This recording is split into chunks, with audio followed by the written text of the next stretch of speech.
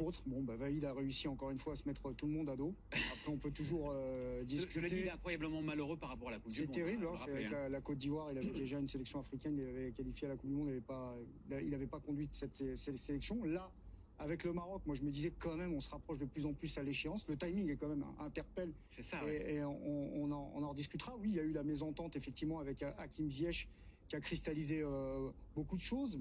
L'opinion publique aussi marocaine était un petit peu déçue du fond de jeu. Les résultats pourtant n'étaient pas si mauvais. On les a vus à la CAN plutôt intéressants, sortis par l'Égypte qui avait été un poison pour tout le monde. Ensuite, derrière, ils sont quand même qualifiés à la Coupe du Monde. Ouais. C'est pas le cas de toutes les sélections africaines. Il y en a beaucoup qui aimeraient être à la place du Maroc. Et là, effectivement, c'est Walid Regragui. C'est ça qui a coûté la place à Vahid Halilhodžić, la brouille avec Ziyech. Entre autres, Vahid a réussi encore une fois à se mettre tout le monde à dos. Après, on peut toujours discuter. Je le dis, il est incroyablement malheureux par rapport à la Coupe du Monde. C'est terrible. C'est avec la Côte d'Ivoire, il avait déjà une sélection africaine, il avait qualifié à la Coupe du Monde, il n'avait pas conduit cette sélection. Là, avec le Maroc, moi je me disais quand même, on se rapproche de plus en plus à l'échéance. Le timing est quand même interpelle. C'est ça. Et on en rediscutera. Oui, il y a eu la mésentente effectivement avec Hakim Ziyech qui a cristallisé beaucoup de choses.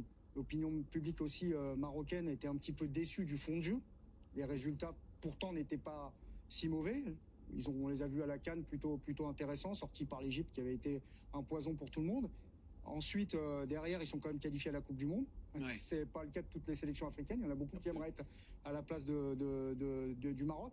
Et là, effectivement, c'est Walid Regragui. Je sais qu'ils ont beaucoup réfléchi. D'abord, ils se sont dit, ils vont peut-être le mettre comme adjoint, parce qu'il y a un risque quand même pour lui là. C'est-à-dire qu'il va signer certainement sur 3 ans. 3 ans, oui. Mais là, il peut pas préparer une équipe. Il va avoir 2 matchs amicaux, une semaine de préparation, parce que c'est une Coupe du Monde sans réellement de préparation. Ça va être surtout du management, j'imagine. Son staff technique également sera à surveiller de près. Ouais. On parle notamment peut-être de l'intégration d'un néerlandophone, parce que c'est une spécificité quand même du Maroc par rapport à d'autres sélections. C'est une sélection avec une mosaïque et une diaspora belge, hollandaise, française, parfois espagnole comme Hakimi. Et c'est à la fois une force et parfois une faiblesse. Donc c'est un vrai défi qui attend Walid Regragui, et comme vous l'avez rappelé, qui arrive quand même avec une aura de gagnant.